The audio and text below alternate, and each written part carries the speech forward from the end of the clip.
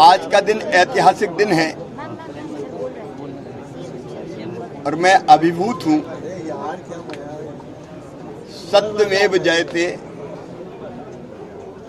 अंततः सत्य की विजय हुई है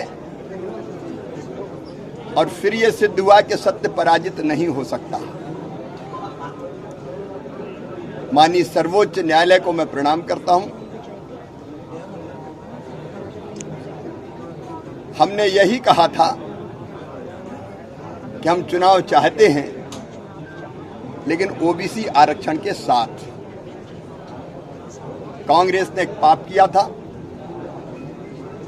चुनाव तो पहले ही हो रहे थे ओबीसी आरक्षण के साथ, लेकिन कांग्रेस के लोग ही माननीय सर्वोच्च न्यायालय में गए थे, जिसके कारण यह फैसला हुआ था कि ओबीसी आरक्षण के बिना ही चुनाव हो। हमने हर संभव प्रयास किया, कोई कसर नहीं छोड़ी। ट्रिपल टी टेस्ट के लिए हमने ओबीसी आयोग का गठन किया। ओबीसी कमीशन ने पूरे प्रदेश का दौरा किया, तथ्य जुटाए, व्यापक सर्वे किया और उन तथ्यों के आधार पर, सर्वे के आधार पर जो रिपोर्ट बनाई, हमने वो रिपोर्ट माननीय सर्वोच्च न्यायालय में प्रस्तुत की। फिर माननीय सर्वोच्च न्यायालय ने निकायवार कहां कैसे सर्वे होगा उसकी रिपोर्ट मांगी। हमने निकायवार भी रिपोर्ट तैयार की और वह रिपोर्ट माननीय सर्वोच्च न्यायालय में प्रस्तुत की। कांग्रेस के लोग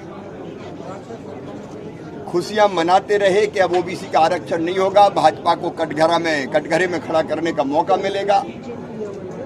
और जब मॉडिफिकेशन के लिए हम सर्वोच्च न्यायालय में गए, तब भी कांग्रेस के मित्रों ने कहा कि नहीं, अब हो थोड़ी सकता है। वो प्रसन्नता मना रहे थे, आरक्षण की चिंता नहीं थी, भाजपा को कटघरे में खड़ा कर लिया। लेकिन आज मुझे कहते हुए संतोष है कि माननीय सर्वोच्च न्यायालय ने ओबीसी आरक्षण के साथ चुनाव कराने का फैसला दिया है। हम फैसले का स्वागत करते हैं। जिन्होंने षड्यंत्र किया था वो पराजित हुए। अब पूरे आनंद के साथ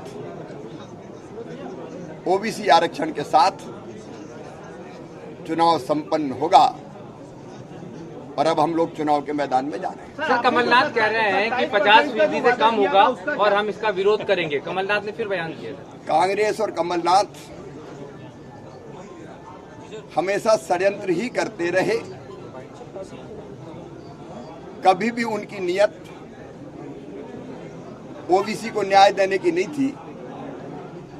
केवल ओबीसी को वोट बैंक मान के, बिना तथ्यों के, बिना तर्कों के, बिना तैयारी के हम ये दे देंगे, हम वो दे देंगे, और उनको पता था कि ये नहीं होने वाला। मैं आज पूछ रहा हूं कमलनाथ से कि क्यों उनके एडवोकेट जनरल जब 27% आरक्षण की बात की थी, क्यों कोर्ट में खड़े नहीं हुए? क्यों तत्काल स्टे दे दिया?